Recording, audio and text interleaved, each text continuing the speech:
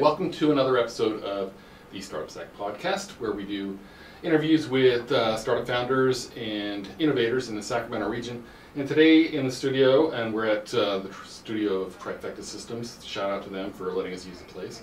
I've got in the studio today Niki Peterson, who is the first non-founder that I've interviewed. But she's a key player in the innovation ecosystem here. So Niki, welcome, and why don't you introduce yourself and tell us what your job is and what your role is. Great, thank you for having me, Jeff. Sure. It's great to be here. So Niki Peterson, I'm the Senior Program Manager at the UC Davis Institute for Innovation and Entrepreneurship. The official title is the Mike and Renee Child Institute. They are both alum of UC Davis. About 4 years ago, came back to take a look at the work we do and offered us an endowment to found our institute and actually raise our profile in the local community. And so I've been with the Institute for about 6 years now. We've been a formal entity on campus for 10 years officially, founded by Professor Dr. Andrew Hargadon.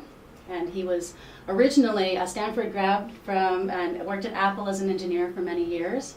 And then from there decided to bring his PhD work up to UC Davis and do his research primarily on the nexus of innovation and entrepreneurship and how that relates specifically to the network and how the network actually is the innovation. And so starting with that premise, he developed a whole series of curriculum and programs around that. Was that originally part of the business school or graduate business school, or was it its own thing? Or? It was its own thing. So on the UC Davis campus, they have what they call centers of excellence.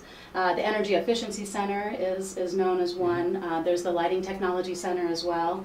Ours was formulated originally as the Center for Entrepreneurship.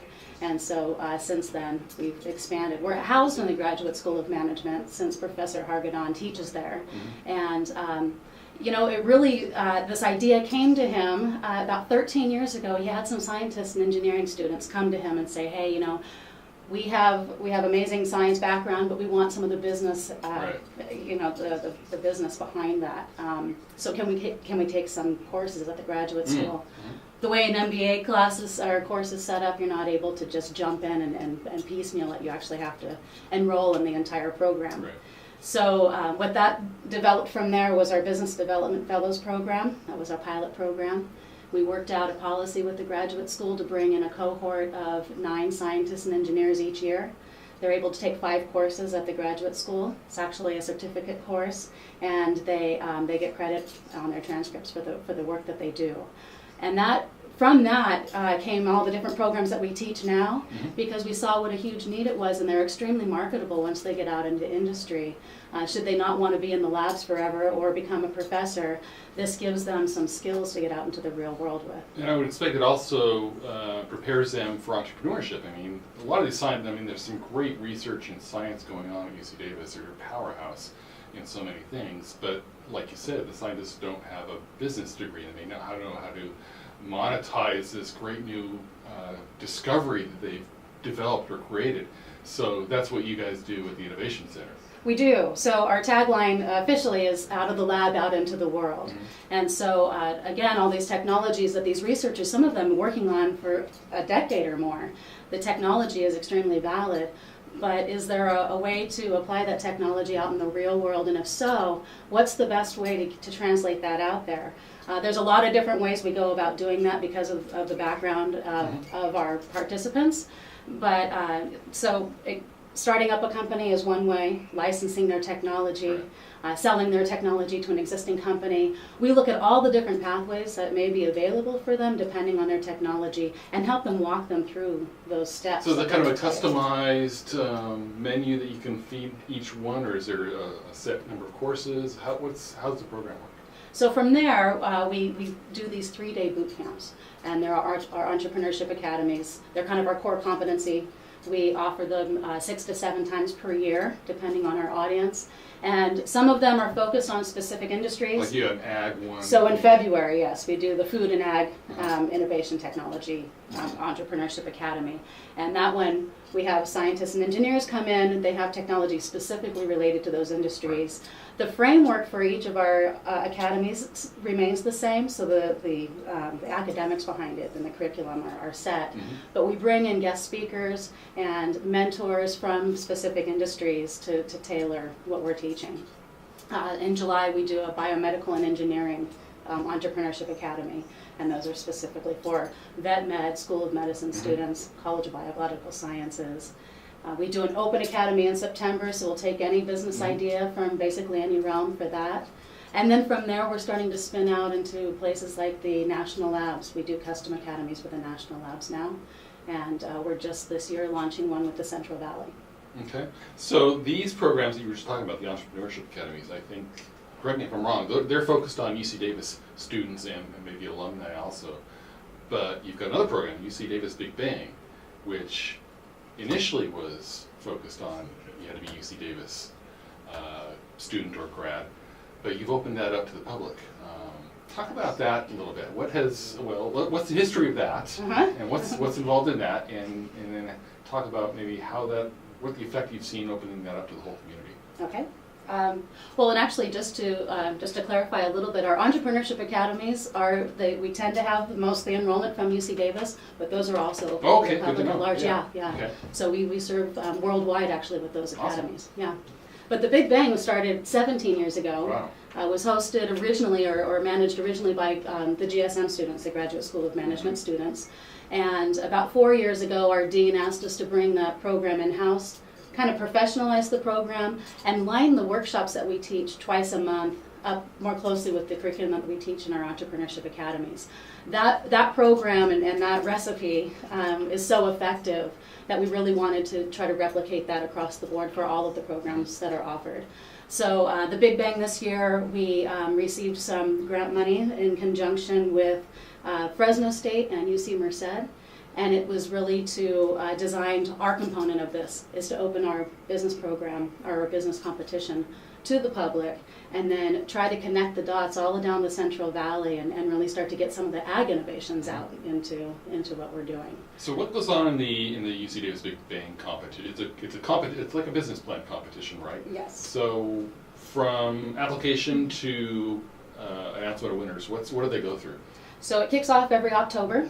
We do a really high profile kind of celebratory event to kick off the competition. We usually have a pretty high profile keynote speaker come through.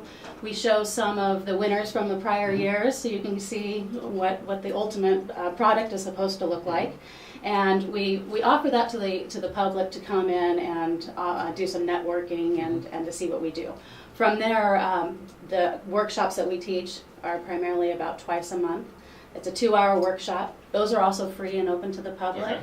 You don't have to enter the competition to attend the workshops. So what's the topic of the workshops? So the workshops are designed to bring the teams from start to finish. So one of the primary ones is building your team. Okay. So you might have this business idea. Well, who do you need around you to really make that effective? What skill sets don't you have that you need to kind of add to your team?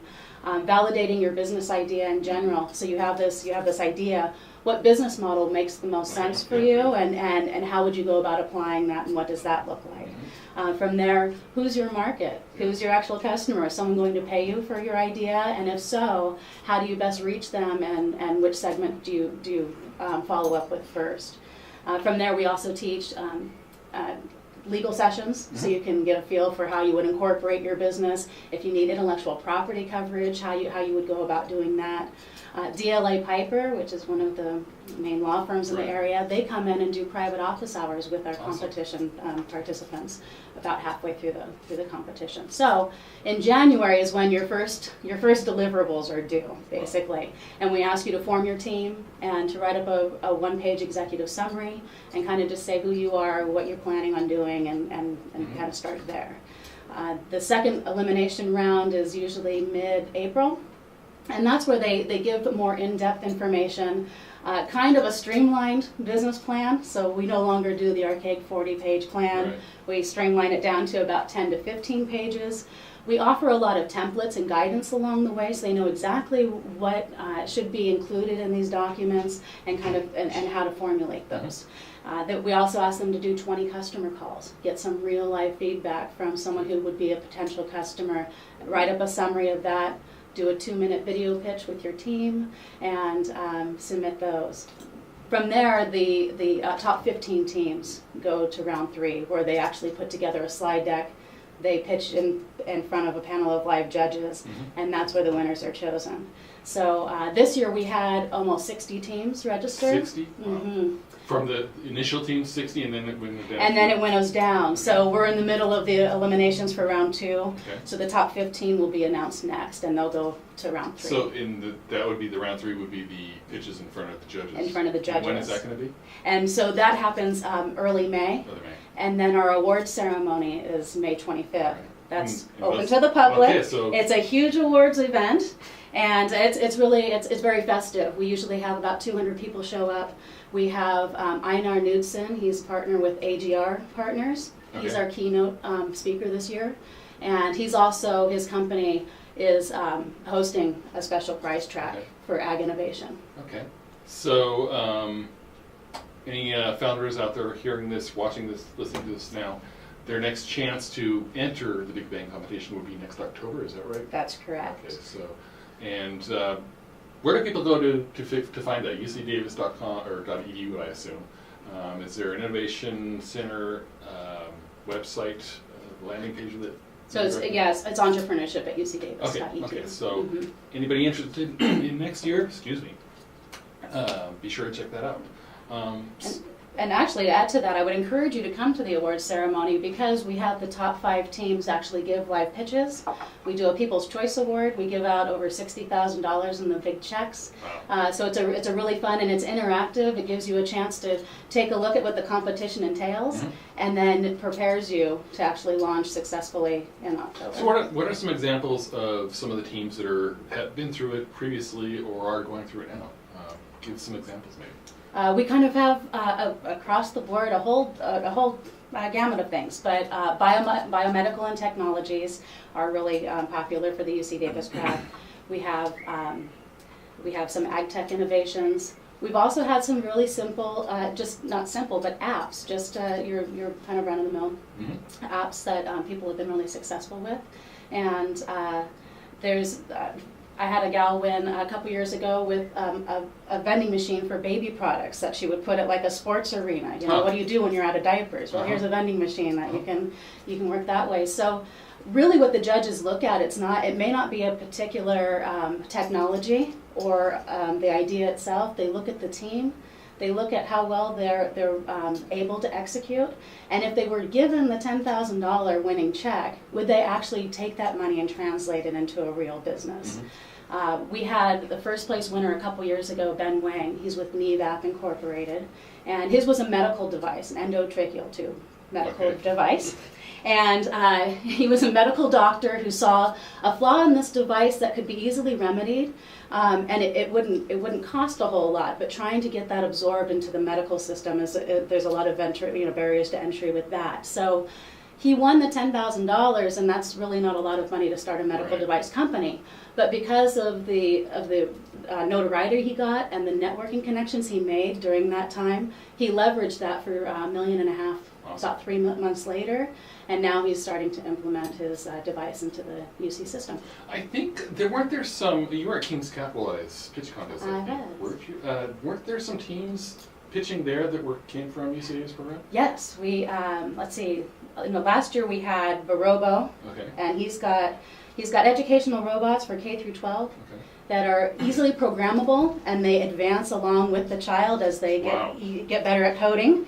And so they're able to add extra kits and components to that to really get them interested in the STEM education, science, technology, engineering, math. Vivita Technologies was another team of Maylene. Yes, Maylene Wong. So women doctors, which is awesome to see when we get a strong team of women out there to really help inspire. But they came up with a way to create scaffolding out of cellular tissue rather than metal or plastic for heart valve transplants and things like that. So, and those kinds of technologies, it takes a while to see them actually come forward because they have to go through all the FDA testings and things like that. But we have been really fortunate that our UC Davis teams perform well in these competitions just around the region. And it's a good way to get So out. the alums of this program, is there a network where they stay in touch with each other when they go through the cohort from, say, this year? Or I know a lot of accelerators, the cohorts get very tight, and that their network is their most important asset. Is that the same thing there?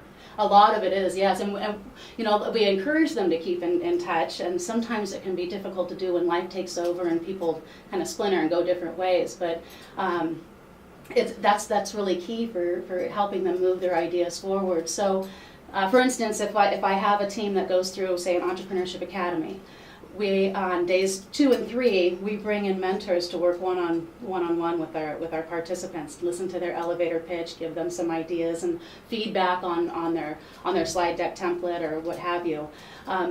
And then after the academy, they're given all the contact information for those 60 to 80 mentors that came through the academy, and that's a really good basis for them to start their networking foundation with. And I've noticed that the ones who do stay connected to the network are the ones who go forward and actually are successful. So there's a really strong correlation. So what there's a lot of change and evolution that's happened with these programs over the years. It sounds like. What's coming in the years to come for your institute? So our institute is effectively doubling in size as far as our team is concerned, which also means that our programs are going to be doubling in size most likely. New for us this year is we did our first remote academy outside of our region. We went down to Santa Fe, New Mexico, and did a custom academy for the Sandia National Labs and Los Alamos National Labs. We work specifically with their scientists. We teach them a basic framework that the curriculum offers, but we tweak it and hone it depending on their needs. And that was received really well, so it looks like we'll probably be doing several of those around the country, and then probably looking at going international with our academies as well. Are you going to be able to have a bigger cohorts for Big Bang? That's the goal, yes. So this year is our pilot, opening it up to the public, and the lessons we learn and the things that we notice this time around. What are those lessons? Where did you learn this? Really trying to get the word out. So, having this opportunity is amazing because there's so much that happens on the university campus. So we need to do a better part of Startup Snack to get that word out to people about that. Okay, so. Yes, that would be very helpful to let them know that, these resources are here. You don't have to be a UC Davis student or affiliate to take advantage of our programs, and there's so much that we offer that is free and open to the public that it would be really great to have that participation. So. Yeah, glad to do it because I know you guys are a powerhouse. I was talking to Mike Hart. I'm sure you know Mike Hart. I do know Mike Hart. Sierra Energy, and he's like going on about how awesome the Big Bang competition is. It's just a powerhouse, and he's right. When you look at what all the you're like the 10th highest university research in dollar amount, and it's like it's crazy what a powerhouse this is in our region, and not enough people know about it. Right. Well, and Mike Hart, he's a great supporter of our programs. Right. He actually sponsors a Big Bang Prize every year for Sierra Energy, and it's called the Syngas Challenge. So, it's really hard to find those scientists who are those teams that want to come in and do a business competition based on synthetic gas. But if anyone's going to do it, it's probably going to be someone from UC Davis. Yeah. So that's why he sponsors. Well, what else can we do in the community to get more hooked into your programs at UC Davis and vice versa? Get UC Davis students and innovators more involved in the community here? There's a lot that can be done from both sides. Mm-hmm. So having participants, people who are entrepreneurs, aspiring entrepreneurs, we talk about scientists and engineers a lot because we tailor to them because they were the ones on the outside so long ago. Right. But our programs are really designed for all. Okay. So you don't have to be a scientist or engineer to come and participate. So if you're interested in starting a venture and you want to learn some of the basics and get connected to a really robust network, then send me an email. Okay. ND Peterson. Say it again? ND Peterson at ucdavis.edu. Okay, and that's Peterson. That's correct. And then on the other side, the flip side is our local business community getting involved. We need mentors and coaches. We're always looking for speakers, especially female entrepreneurs who want to come in so that the women who go through our programs can really identify with, okay, I can see her up there on that stage and she's doing this and I can do that too. Role models. Definitely. So, that's always a hole we're looking to. Well, have you heard about Fourth Wave? No. No, Fourth Wave initially started out as Elevate Project. It was a program started in LA by Nancy Perlman. She applied for a Rails grant here in Sacramento, and they got a Grant, so they got awarded Grant, and she, along with Tracy Seville, you probably know Tracy. I do know Tracy. They're running the Fourth Wave, which it's a female-focused accelerator here that's just kicking off.